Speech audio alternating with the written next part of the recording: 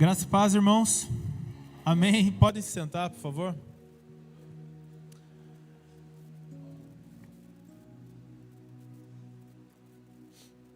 Aleluia. Irmão, assim que o pastor falou a respeito da palavra, eu já tinha algo, que Deus estava falando ao meu coração.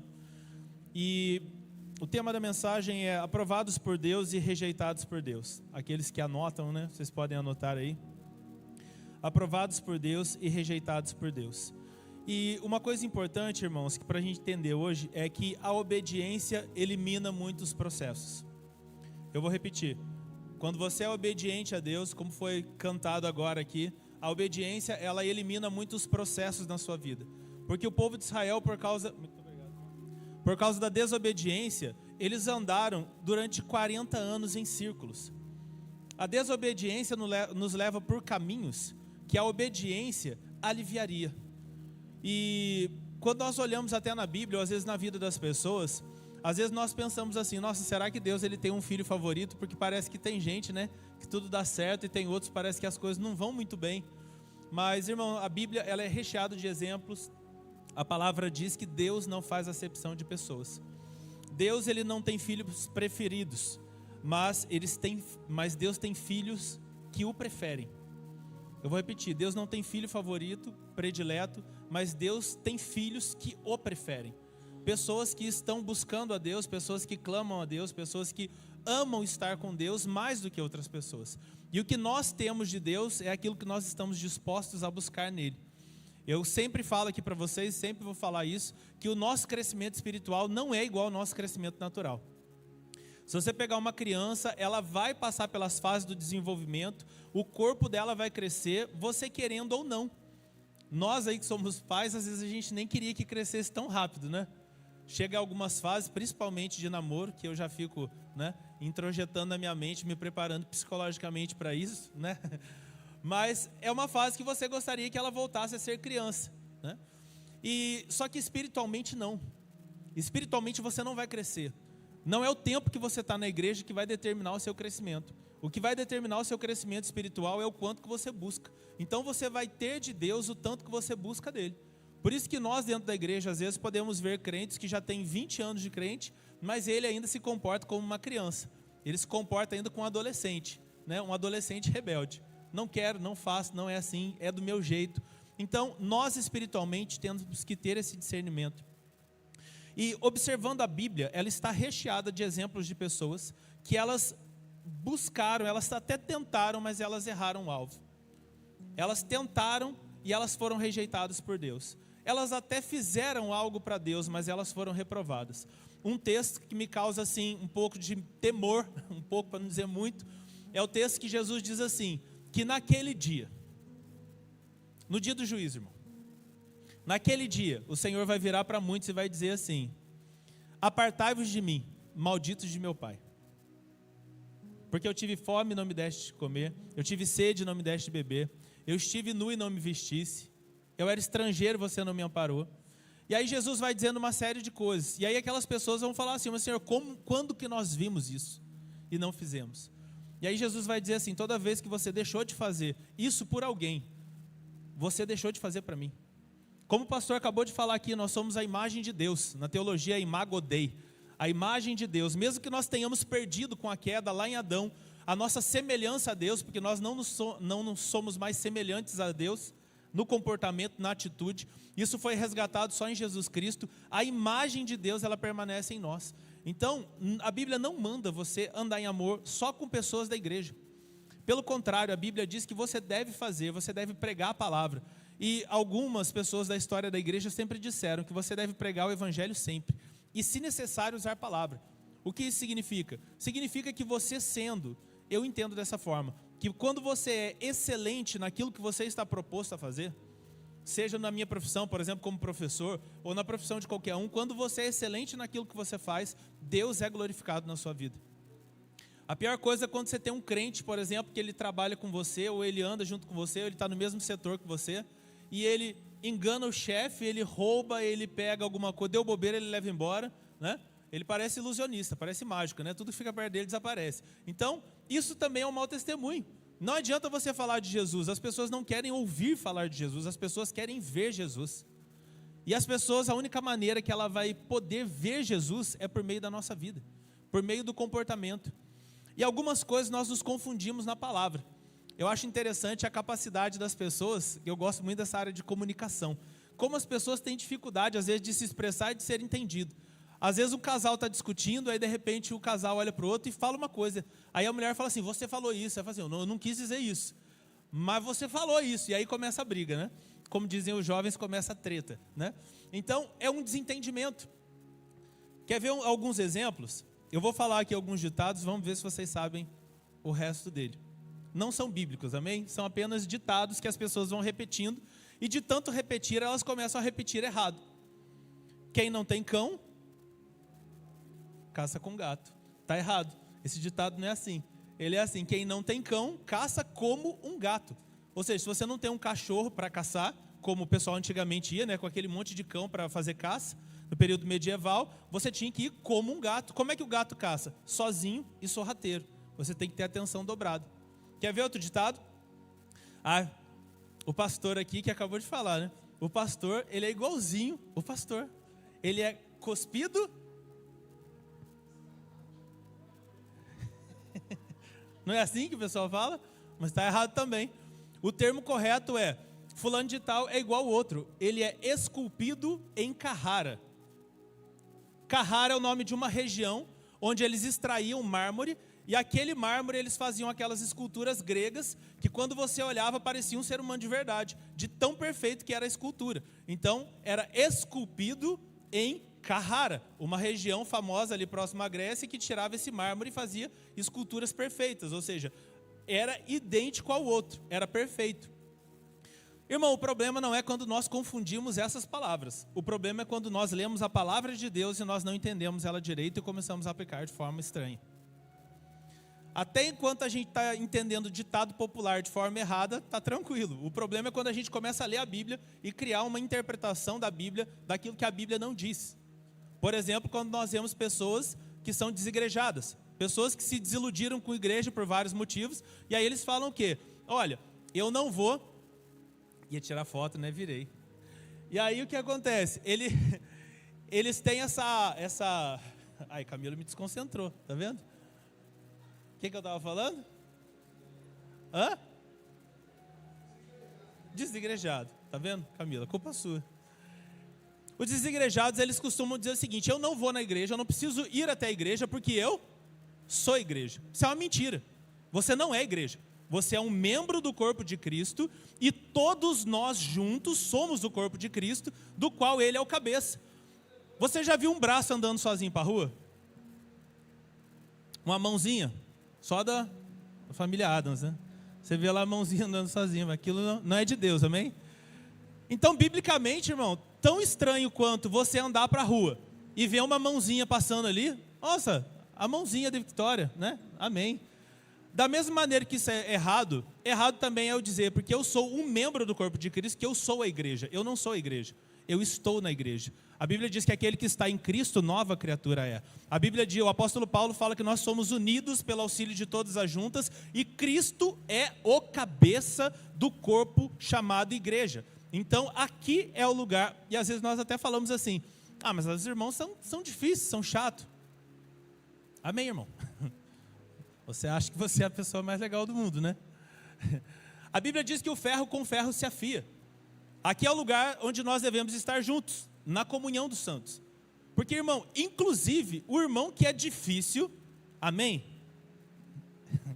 Amém ou ai de mim, irmão? O irmão que é difícil, que é tribuloso, ele é uma ferramenta de Deus para lapidar o quê? A sua paciência. Irmão, andar em amor com pessoas amáveis é fácil. Difícil é você andar em amor, que é o que a Bíblia diz, né? Você andar em amor com pessoas que são difíceis. Porque tem irmão que é difícil. Irmão, vou falar uma coisa para você. Você é difícil. E andar em amor é exatamente isso. E a Bíblia, ela dá uma série de conselhos para nós, de coisas que às vezes nós acreditamos que elas estão certas.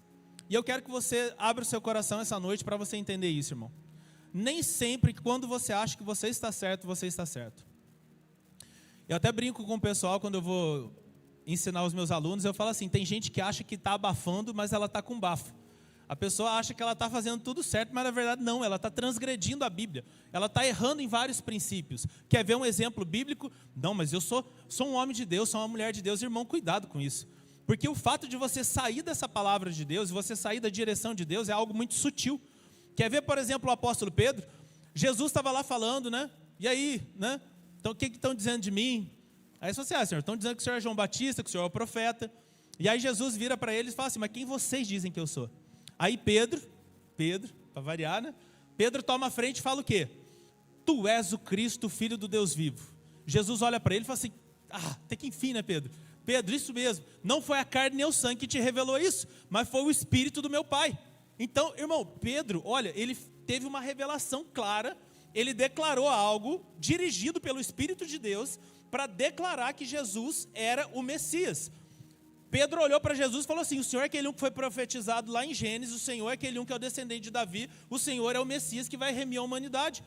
Jesus olha para Pedro e fala assim, amém, Pedro, isso mesmo, glória a Deus, é o Espírito Santo que está te revelando. Irmãos, não passou 2 minutos, não passou 2 minutos, ele acabou de falar isso, Jesus vira para Pedro e fala, Pedro, que bênção, hein? E aí Jesus continua, então, convém que eu padeça, que eu seja entregue, que eu seja condenado, que eu seja crucificado. Aí Pedro, podia ter ficado quieto, né? Aí Pedro, de novo, ele fala o quê? Não, Senhor, de maneira nenhuma isso vai te suceder. Aí Jesus vira para ele e fala o quê? Para trás de mim? Satanás. Está falando o quê? Que aquele homem que acabou de ser direcionado por Deus para falar algo de Deus, não deu 2 minutos, ele foi repreendido por Jesus e falou assim, você está sendo inspirado agora pelo diabo, Pedro. Minutos depois. E eu falo, irmão, às vezes você está aqui na igreja, sendo dirigido por Deus, inspirado por Deus, e às vezes você sai daqui, você já empresta a tua boca para o diabo. E infelizmente, às vezes o diabo tem usado a boca de irmãos para ferir outros irmãos. Então, irmão, se você não tem nada da parte de Deus para falar, ora. Por isso que eu amo oração em outras línguas. Porque daí, você às vezes está vendo uma coisa que você não sabe se está certo, se está errado, você fica o quê? Porque a Bíblia diz que aquele fala em outras línguas, fala em espírito e mistérios fala com Deus. Ou seja, você tira o teu entendimento fora e você está falando ali uma oração perfeita. Porque não é aquilo que você pensa. E biblicamente, às vezes nós até tentamos torcer a palavra quando aquilo é conveniente para a gente. Por exemplo, quando alguém quer terminar o casamento. A pessoa sempre vai achar um texto bíblico, vai achar uma justificativa. Quando a pessoa quer fazer uma coisa ou outra, e aqui eu não vou entrar em detalhes para não arrumar problemas. Mas às vezes você quer fazer coisas que você tem dúvida se está certo ou se está errado. Mas porque o seu coração quer fazer aquilo, você vai buscar justificativa na Bíblia. Sabe o que é isso, irmão? Você não está seguindo Deus, você está criando um Deus. Porque você pega a palavra de Deus e você torce ela conforme você bem entende.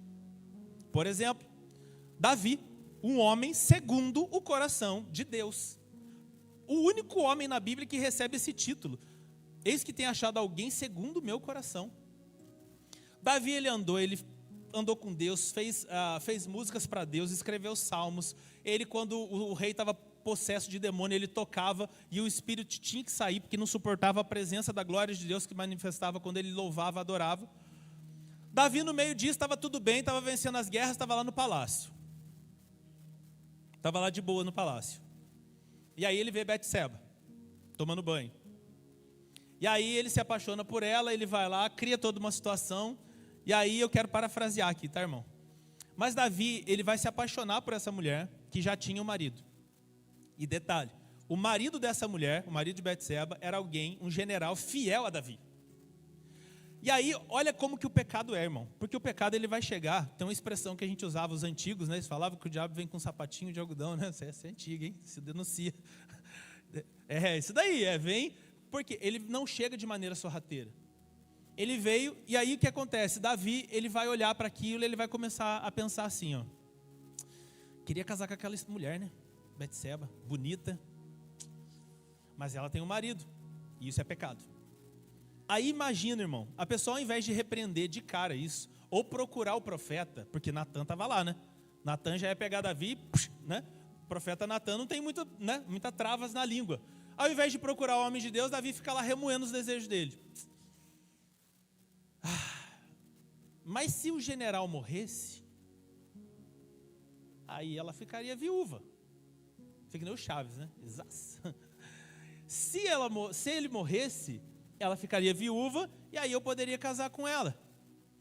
E aí eu poderia me relacionar sexualmente com ela. Isso não seria pecado, porque ela não era mais casada, porque o marido morreu, ela é uma viúva. Olha que bênção, arrumei uma brecha na Bíblia. Irmão, tudo certinho. Não foi assim?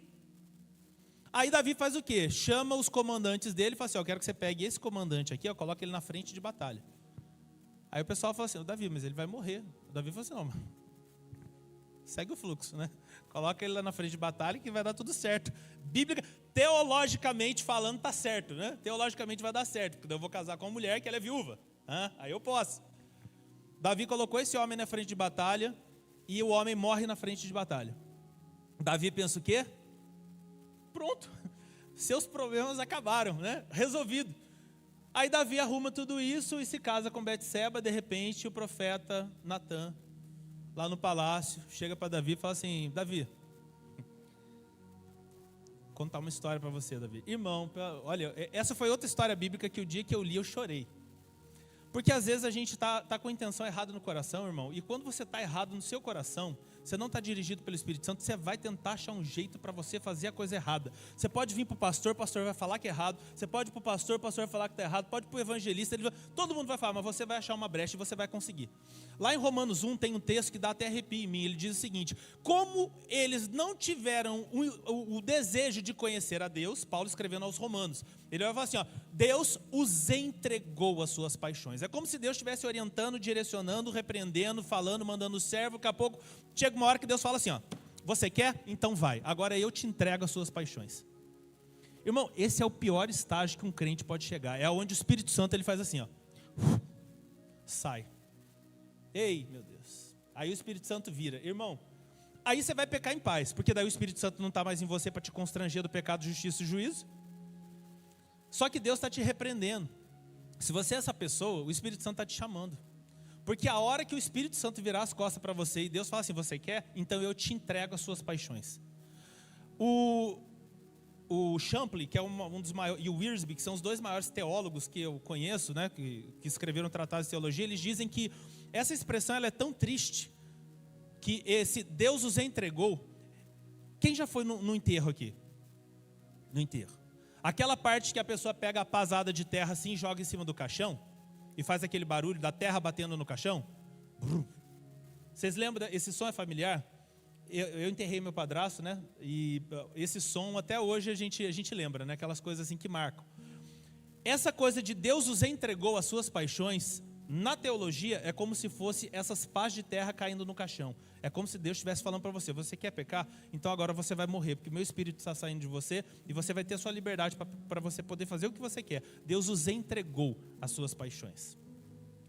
E aí o profeta vem para Davi e ele chega assim, Davi, eu vou contar uma história para você, preciso que você julgue uma causa. Pode falar, profeta.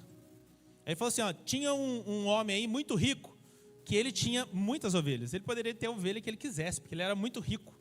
E aí veio um pessoal visitar a casa dele. E aí quando veio o pessoal visitar a casa dele, os amigos dele, ele ao invés de matar uma das ovelhas que ele tinha, ele foi lá e pegou a ovelha de um homem pobre. Esse homem pobre, Davi, ele só tinha uma ovelha. E ele amava aquela ovelha, ele dormia com aquela ovelha, ele cuidava daquela ovelha. Aquele homem rico pegou a ovelha daquele homem que só tinha uma e matou para poder fazer a comemoração ali para aqueles outros amigos. Davi, me diga aí, Deus está pedindo para você julgar essa causa, Davi. O que deve ser feito com esse homem?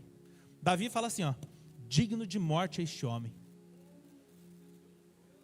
Aí o profeta vira para ele e fala assim, você é esse homem.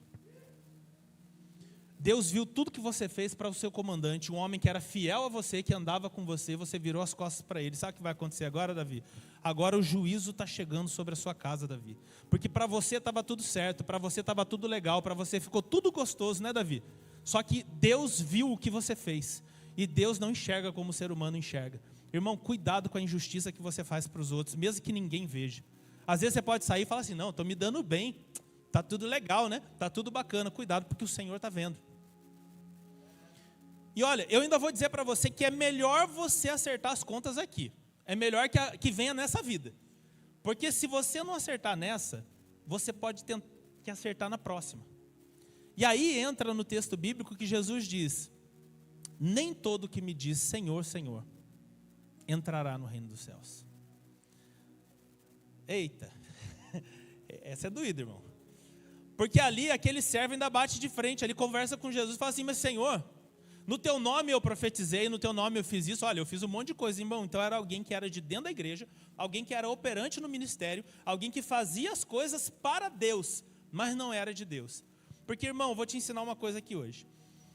Antes de Deus aceitar a oferta, Deus aceita o ofertante. Eu vou repetir. Antes de Deus aceitar a sua oferta, Ele aceita o ofertante. Vamos iniciar aqui a mensagem. Abra comigo sua Bíblia, por favor. Livro de Gênesis, capítulo 4, versículos do 1 ao 5.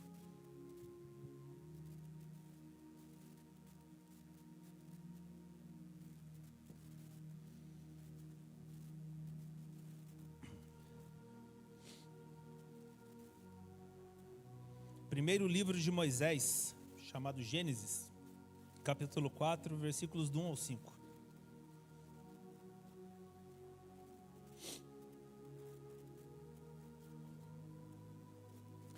O que eu quero que você entenda hoje, irmão, é que Deus ele enxerga as coisas de maneira diferente.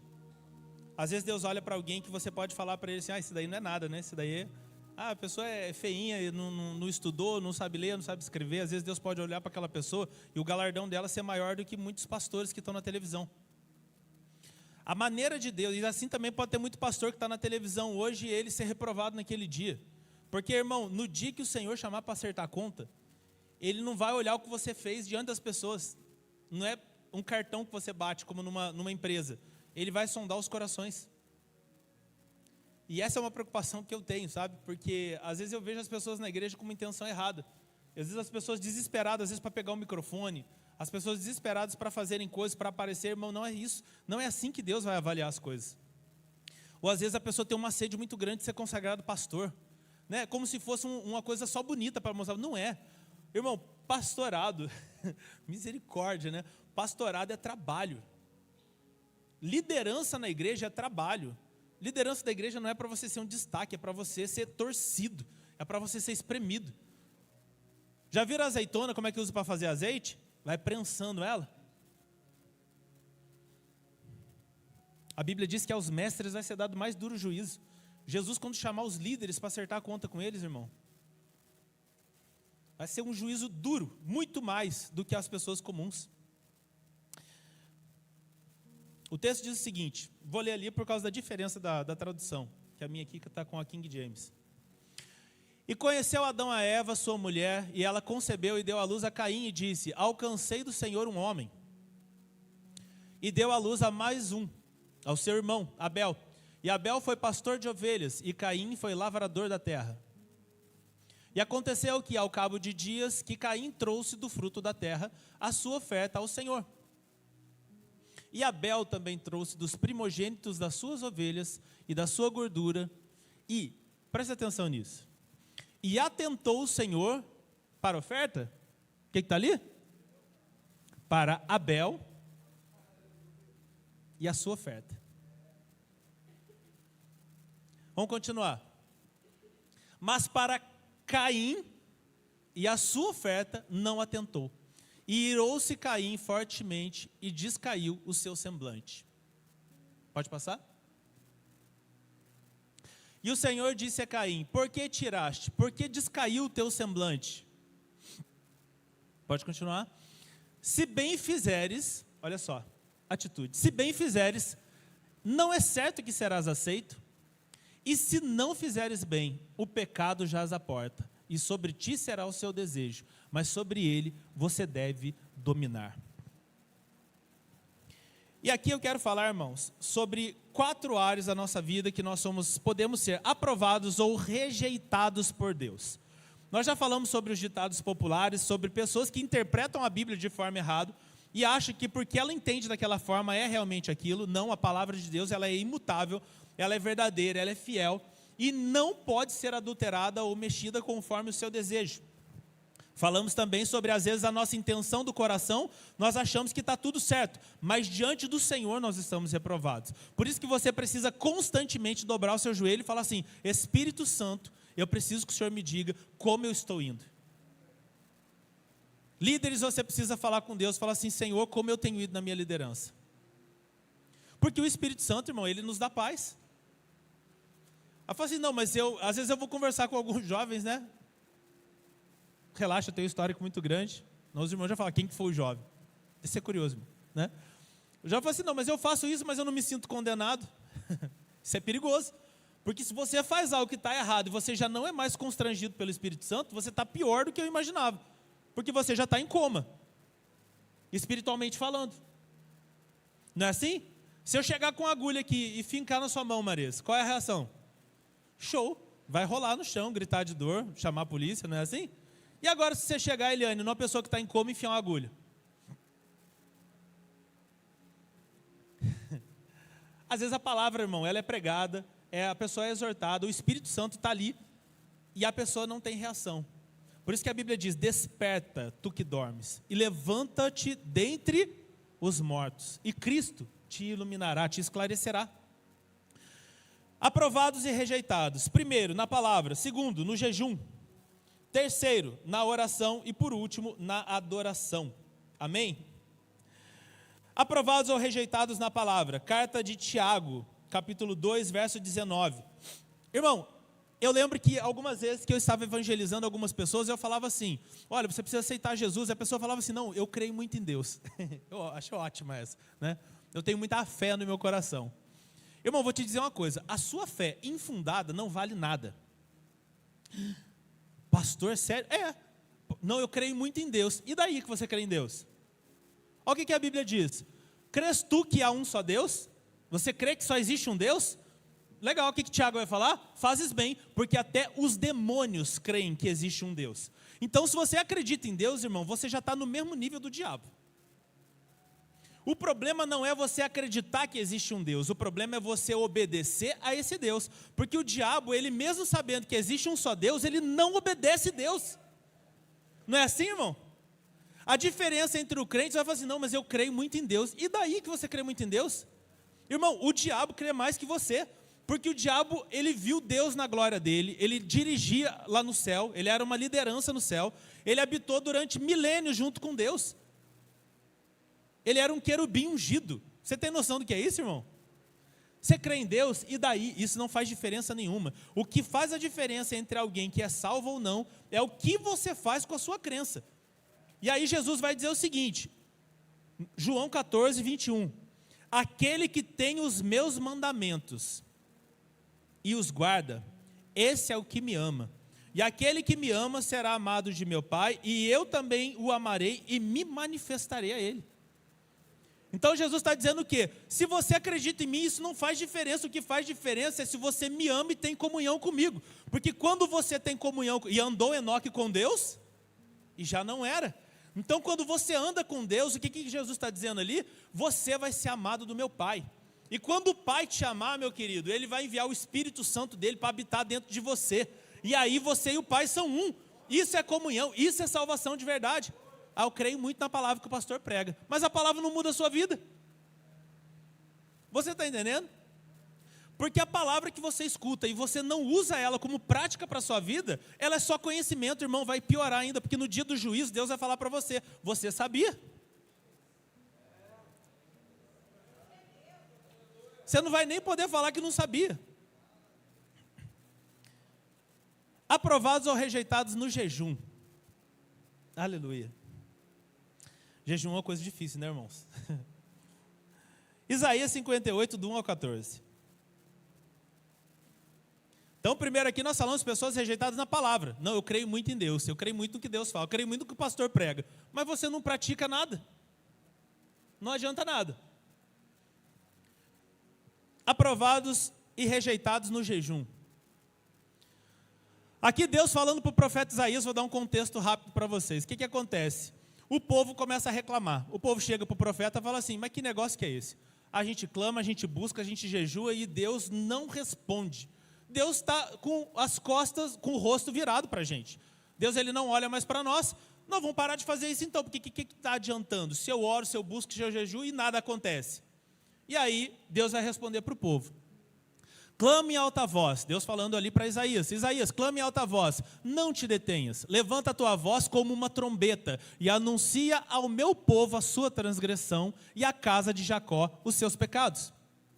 Vai, irmão, aí é bastante versículo.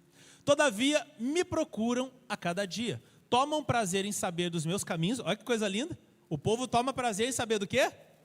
Eita, aleluia, instruindo, né? Irmão, o inferno vai estar cheio de teólogo. E eu posso falar com propriedade que eu sou teólogo. Tem muita gente que entende, estuda a Bíblia, irmão, mas ele não pratica nada. Você vai conversar com ele, é pior que o ímpio.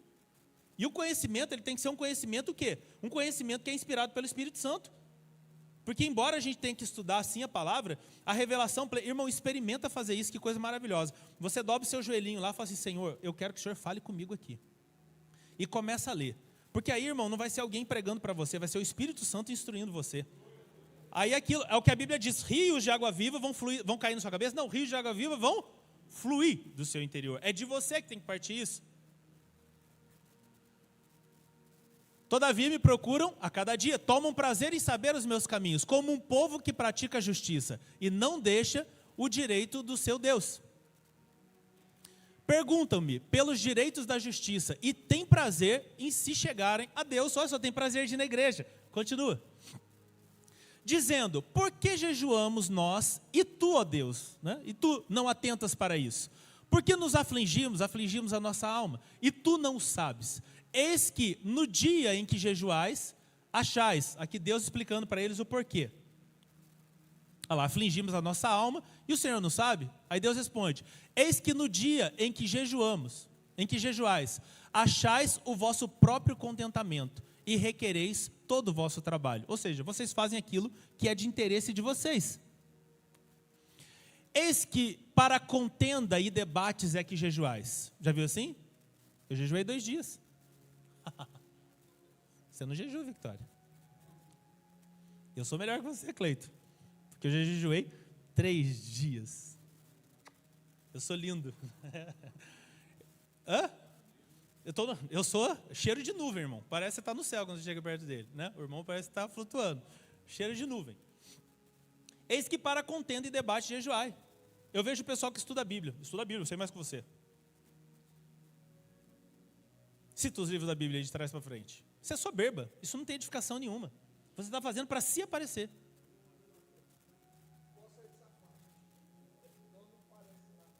Ah, tá. Ah, tá gravando? Opa. Ah, tudo bem. Desculpa, zoei você.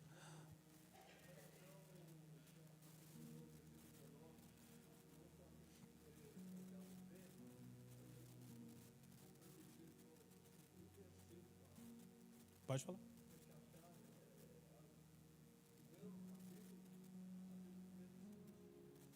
Primeiro 22? Pode ir para lá. Isaías 1, 22? A Tiago 1, 22? Fé sem obra morta? Coloca aí 1 e 22 de Tiago. Depois volta aí, Isaías 58. E sede cumpridores da palavra, e não somente ouvintes, enganando-vos a vós mesmos. Algumas traduções dizem, enganando-vos a vós mesmos com discursos vazios. É. Não, e é verdade enganando a nós mesmos, sabe por quê, irmãos? Porque eu faço a reflexão. Eu sou uma pessoa muito racional nas coisas, né? E eu penso assim, irmão, se você está na igreja, você está cometendo um monte de pecado, está fazendo um monte de coisa errada, e está enganando todo mundo. Ninguém sabe, é o pecador secreto, né? É tipo assim, né? Tem um amigo secreto, pecador secreto. Ninguém sabe o que ele está fazendo. A vida dele é uma bagunça, espiritualmente falando. Ele engana a esposa dele, ele engana o chefe, ele engana todo mundo. E ele vem aqui na igreja. Irmão, eu vou perguntar uma coisa assim. Ai, Senhor, tenha misericórdia. Por que você não vai para o mundo? Porque se você continuar nessa condição, e Jesus vier, você vai para o inferno. E Jesus, ele vai deixar uma coisa muito clara, ele vai falar assim, bom seria se você fosse quente ou frio. O frio é o quê? Aquele um que já vira as costas para Deus e vai embora de uma vez, ele fala assim, eu não estou mesmo com aliança, com pacto com Deus, então, né, estou indo aí, Deus tenha misericórdia de mim um dia. O outro é aquele um que, eita, manto, né, glória, né, aquele um que ama o Senhor. E o morno? O morno é aquele que está aqui, irmão, e às vezes serve de empecilho para quem está querendo avançar espiritualmente. Às vezes a pessoa chega toda motivada, né? O novo convertido chega ali, ó, chega parecendo aquele jogador de futebol ali, né? Pronto assim, vem alguém velho ali, dá uma desanimada nele. Aí Jesus chama esse de morno. Morno, ele é um pouquinho quente, um pouquinho frio. Sabe o que Jesus fala desse? Que ele tem nojo, porque ele vomita da boca, não é isso? Uma coisa que você vomita é uma coisa que te dá o quê? Ânsia, náusea. Jesus olha e fala assim, ó, eu tenho nojo da pessoa que é assim. Porque a pessoa que não me conheceu, ela ainda vai ser justificada. Aquele que me conheceu e me ama, eu também o amo, amado de meu Pai. Agora, aquele que me conhece, diz que me ama e está na minha casa e não tem uma comunhão, eu tenho nojo dele. E nojo, o que acontece? O nojo vem vindo, até que chega uma hora que a pessoa vomita. Não é isso? Vomitar cheio da minha boca? O que é isso? Vomitar da boca, irmão, Jesus é o cabeça do corpo, ele está tirando você do corpo. Tem noção do que é isso? Você ser arrancado do corpo de Cristo? Porque quando a gente participa da ceia, é o corpo e o sangue, não é isso? Isaías 58, 4. Olha lá. E para ferirdes com punho o iníquo, não jejuais como hoje, para fazer ouvir a vossa voz no alto? Seria este o jejum que eu escolheria? Deus está falando. Vocês acham que eu tenho prazer nesse tipo de jejum? É esse o jejum que eu, Deus, escolhi para vocês? Olha lá, que o homem um dia aflige a sua alma e que incline a sua cabeça como junco. Junco é aquela ramo que nasce, né, no rio, que se curva. Deus é como se Deus estivesse dizendo assim, ó, você acha que eu tenho prazer em você passar fome? Deus vai olhar do céu e falar assim, que legal, né? A minha filha passando fome, que legal, ela está com a barriga roncando. Olha como eu sou. Você acha que Deus tem prazer nisso? Ver você sofrendo, sem comer 2 dias, sem beber água? É esse? Todo curvado ali, né? Você acha que é isso que Deus tem prazer? Deus fala assim, nossa, eu tenho prazer. O jejum é bom porque Deus vê que eu estou passando fome. Não, irmão. Deus está dizendo o seguinte, ó. Que incline a sua cabeça como junco, estenda debaixo de si o saco de cinza. Chamaria isto de jejum ou dia aprazível ao Senhor? Deus está falando assim, você acha que eu tenho prazer nisso? Continua. Porventura não é este o jejum que eu escolhi? Agora Deus vai falar qual é o jejum que ele escolheu, irmão. O que é jejum para ele? Ó? Que soltes as ligaduras da impiedade. Aleluia. Você vai olhar e falar assim, Deus, eu quero romper com o pecado que eu acompanho, ele me acompanha há tanto tempo. Senhor, se eu adulterava, eu quero abandonar isso agora. Senhor, se eu roubava, eu quero parar de roubar. Senhor, se eu enganava minha esposa, eu quero parar de enganar. Eu estou rompendo as ligaduras.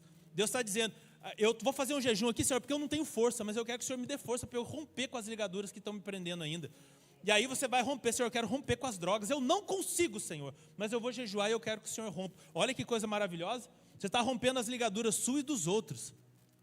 A ligadura, as ataduras do jugo, e que deixes livre o oprimido, e despedaces todo jugo, ou seja, toda escravidão. Continua. Porventura não é também que reparta o teu pão com o faminto? Você começar a olhar para as pessoas da sua volta, e você pensar assim, por que Deus me prosperou? Por que Deus me abençoou? Por que Deus me deu tudo isso? Será que é só para mim? Ou será que Deus tem um propósito nisso? Tem um texto na Bíblia, irmãos, em Deuteronômio, que diz assim, porque o Senhor vosso Deus é aquele que vos dá a capacidade de acumular riquezas. Isso também é um dom de Deus. E Deus vai cobrar cada um do seu dom. Deus me deu um dom de ministrar, deu dom para o pastor da cura, deu dom para o pastor de outra coisa. E Deus vai cobrar você segundo o talento que Ele entregou para você. E aí diz o seguinte, e recolhas em casa os pobres e abandonados, e quando vires o nu, o cubras, e não te escondas da tua carne. Então, olha só, Deus está falando, tem um jejum aí que você está passando fome, eu não estou ouvindo a nação de Israel, eu não estou nem aí para isso, porque isso não me impressiona, vocês passando fome, mas quando você entender o que é jejum e vocês mudar a atitude de vocês, aí Deus fala assim, então, romperá a tua luz como a alva, quando um dia clareando, quando o sol nascendo, e a tua cura apressadamente brotará, e a tua justiça irá diante de ti, e a glória do Senhor será a sua retaguarda. Então, tanto na palavra que conhece, eu conheço a palavra, o diabo também conhece, mas não pratica. Assim também no jejum, Deus vai falar a mesma coisa. Não é você passar fome. Você acha que Deus tem prazer? Olha que legal lá, anjo, meu filho passando fome. Está quase desmaiando, está com tontura até. Irmão, não, eu estou falando assim para vocês entenderem. Mas racionalmente, você acha que tem uma lógica nisso? Não. Mas a lógica do jejum é o quê? Você abrir mão da sua carne, você se consagrar a Deus e falar assim, Senhor, eu não consigo romper com isso, mas eu sei que a tua unção, o teu Espírito Santo vindo sobre mim, vai quebrar as algemas minhas. Irmão, uma coisa gloriosa, quando Deus quebra a sua algema, Ele vai transformar você num libertador também. Igreja da libertação, não é assim? Mas como é que você vai ser usado para libertar os outros, sendo que nem você foi liberto ainda? Aleluia. Deixa eu ir, porque eu tenho só mais 10 minutos. Aprovados ou rejeitados na oração. Então nós já falamos sobre a palavra, sobre jejum, agora a oração. Primeira carta de Pedro, 3:7. Eita Deus, aleluia. É mistério. É tenso, irmãos. Irmão, a palavra ela nos confronta. Se você ler a Bíblia assim, ó, Senhor, meu pastor, nada me faltará, detalhe, vai ser espaço, amém. Não, irmão, você não está lendo a Bíblia. Porque a palavra ela tem que te confrontar. E às vezes a pessoa fica com raiva da gente. Às vezes a pessoa fica com raiva da gente, que é pastor, que a gente vai falar alguma coisa. Não tem que ficar com raiva de mim. Irmão, se for ficar com raiva de alguém, fica com raiva da palavra. Porque não sou essas coisas que eu estou falando aqui, eu não tirei da minha cabeça, eu não escrevi hoje de manhã. Isso daqui está na Bíblia. Não foi eu que inventei isso, foi Deus. Então, você tem que ficar com raiva ou da palavra ou de você mesmo. E a raiva de nós mesmos é ótima, irmão. É ótima. Porque quando você fica com raiva de você estar fazendo coisa errada diante de Deus, você vai começar a romper com aquilo.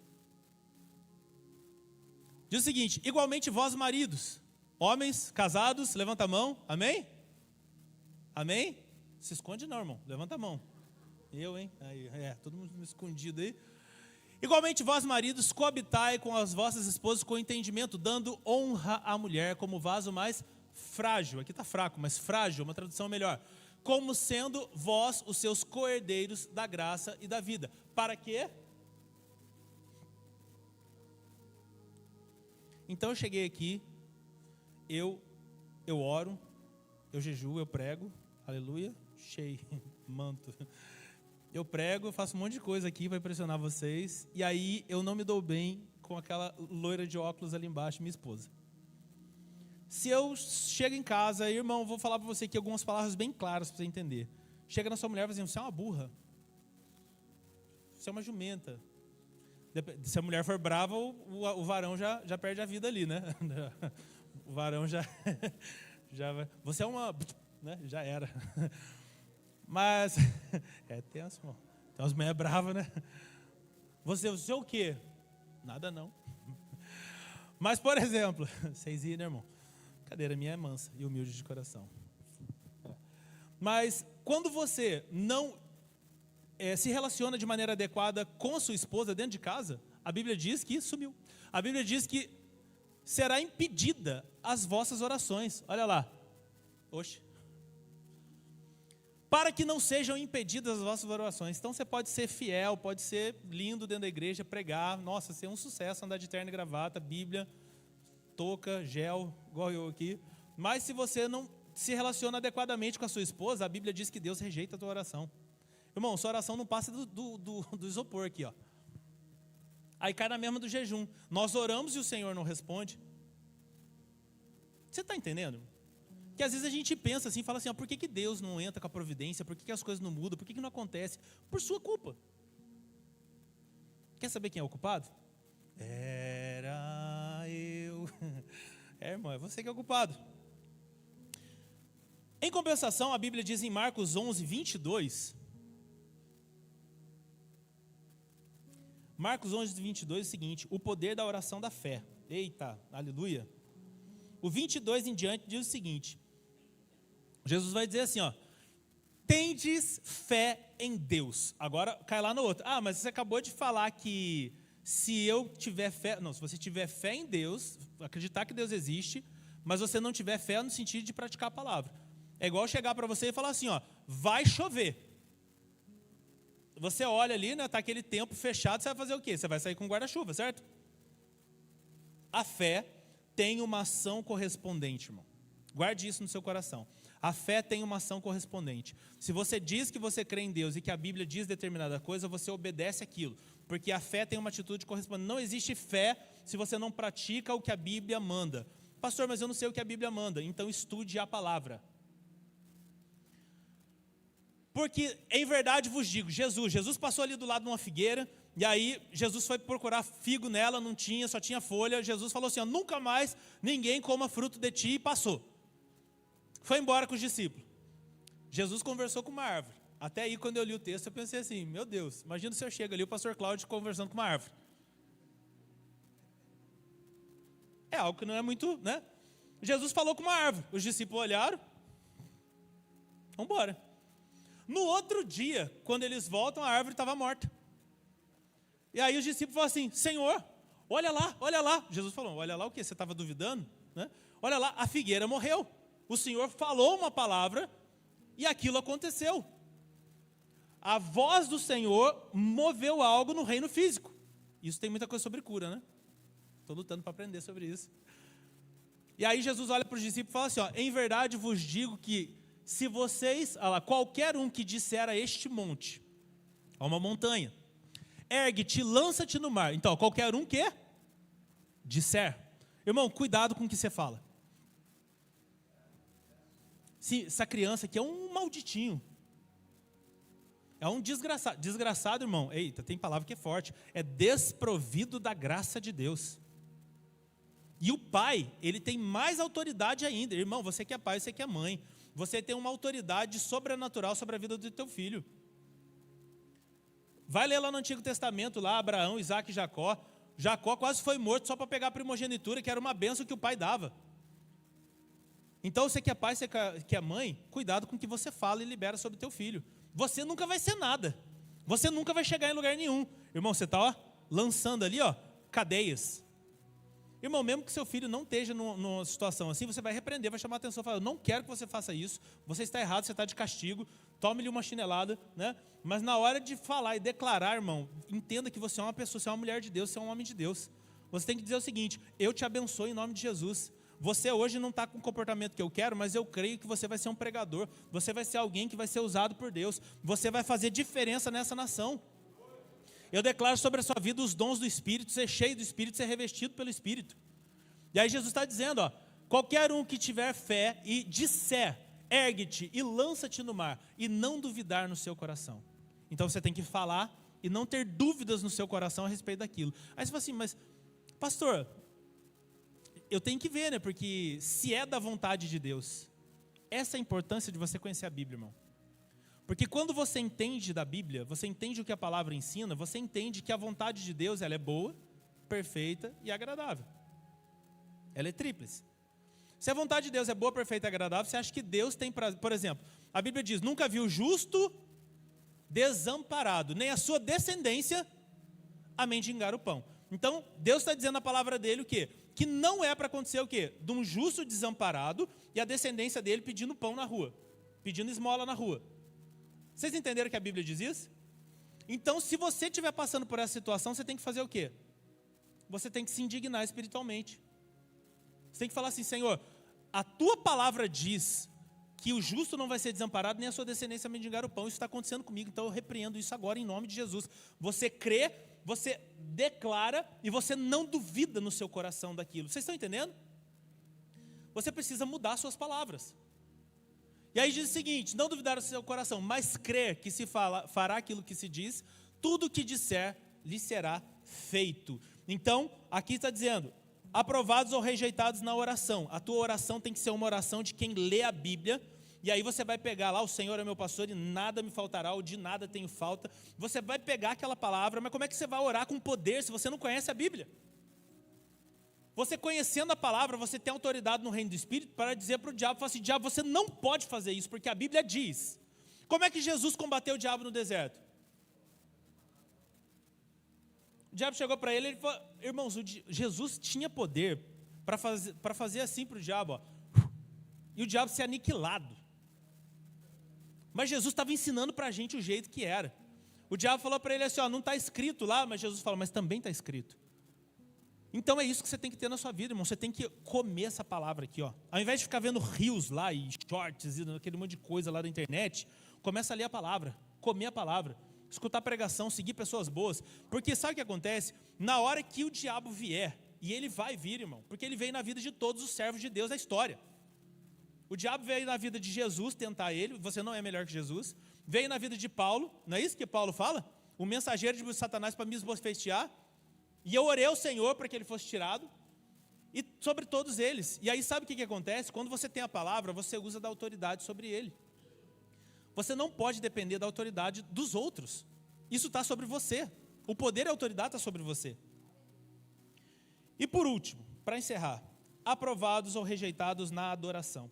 Uma coisa muito errada que a igreja não entendeu, talvez, né? Não estou dizendo a igreja aqui, mas a igreja de forma geral, é que adoração tem a ver só com música. Adoração não tem a ver com música. Adoração tem a ver com você render graças a Deus por quem Ele é. Por exemplo, você tirou R$2 do seu bolso e colocou na salva. Era dinheiro. A partir do momento que caiu na salva é o quê? Oferta.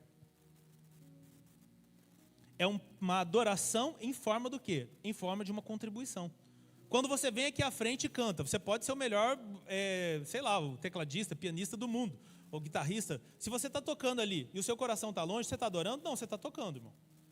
E se você está com o seu coração devotado àquilo, e você está invocando o nome do Senhor, você está ali, Senhor. Isso é adoração. Por isso que eu li primeiro ali o texto de Caim e Abel. Porque Deus falou assim, ó, eu rejeitei você e a sua oferta. E eu aceitei você e a sua oferta. Porque antes de aceitar a oferta, Deus aceita o ofertante. Nós poderíamos falar isso sobre cântico, sobre oferta, sobre vida de louvor. Sabe o que é uma vida de louvor? Não é uma vida cantando, igual passarinho. É uma vida onde você glorifica a Deus onde você está. Você está no seu trabalho, Deus é glorificado. Você está na sua casa com a sua família, Deus é glorificado. Você está falando com seus filhos, Deus é glorificado. Você está andando na rua, Deus é glorificado. Você está dentro da igreja, Deus é glorificado. Sabe por quê? Porque a sua vida é um altar. E onde você está, você tem um zelo no seu coração de engrandecer o nome dele em tudo que você faz. Isso é andar com Deus. Fala assim, eu vou lá na igreja, eu vou lá encontrar com Deus. Não, irmão, Deus mora dentro de você.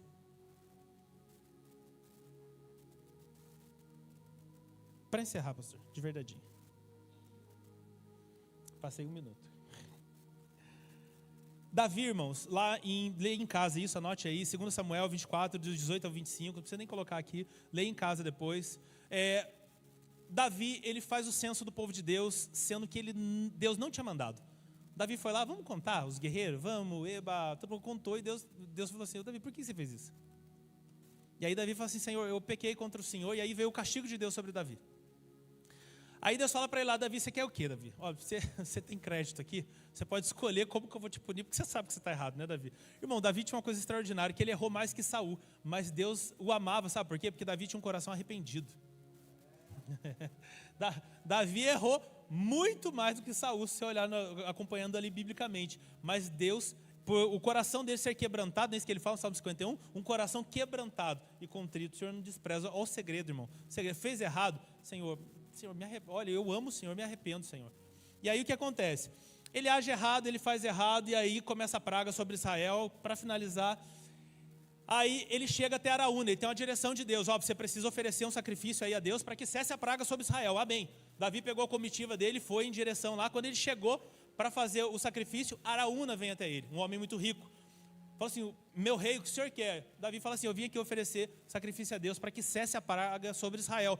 Araúna fala assim, olha, eu tenho a eira, os bois, eu tenho a terra, eu tenho tudo aqui, eu sou um homem rico, eu oferto tudo, o senhor pode pegar tudo de graça. Davi olha para ele e fala o seguinte, irmão, pega essa, que eu quero encerrar com isso.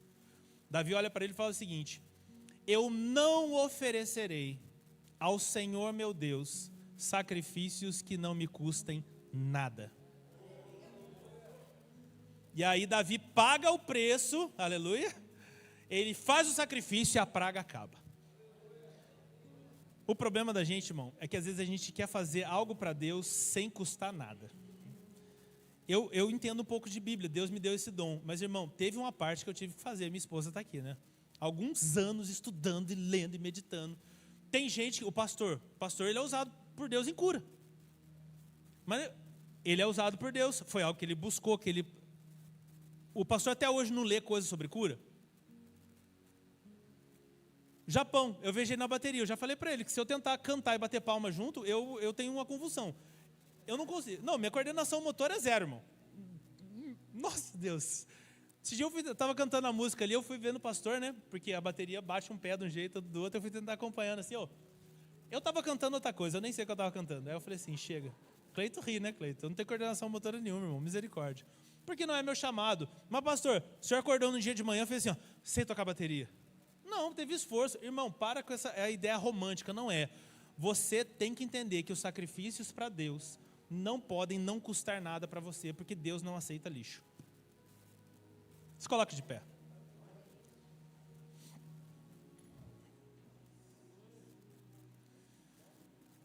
Aleluia. Vamos orar, irmãos, encerrando? Encerrando não encerrando o culto, encerrando a mensagem. Pai, em nome de Jesus, nós ministramos aqui hoje a Tua palavra, Senhor. Eu digo nós porque em parceria com o Senhor. Eu peço, Pai, que a Tua palavra possa entrar nos corações e realmente possa existir mudança. Eu declaro, Pai, em nome de Jesus, uma igreja cheia, uma igreja madura, uma igreja crescida, crentes que não dão trabalho, mas que trabalham para o Senhor, Pai. Pessoas que vão romper as algemas, que vão entender realmente o que é o jejum, a oração, a palavra, o que é realmente a oferta, Pai. E eles vão se entregar totalmente em holocausto ao Senhor. Eu peço em nome de Jesus, Espírito Santo, nos dá entendimento de como servir e de como amar o Senhor de verdade, Senhor. Que esse tempo na nossa vida seja extraordinário, que nós venhamos a buscar, a amarmos a Tua presença, Senhor, a amarmos a adoração ao Senhor. Que os jovens dessa igreja sejam fortalecidos, Senhor. Eu declaro dons do Senhor sobre a vida de cada um. Eu declaro visões, revelações. Eu declaro, Pai, em nome de Jesus, que a nossa congregação aqui, Senhor, ela será conhecida como o povo que ama e busca o Senhor, Pai. Nós oramos, nós entregamos, Pai, as nossas vidas nas Tuas mãos e declaramos que Tu és Deus, que Tu és grandioso e que nós Te amamos, Pai. Cuida de cada um de nós, Pai. E que essa palavra possa encontrar guarida nos nossos corações, Pai. No meu e no de cada um de nós, em nome de Jesus. Amém e amém.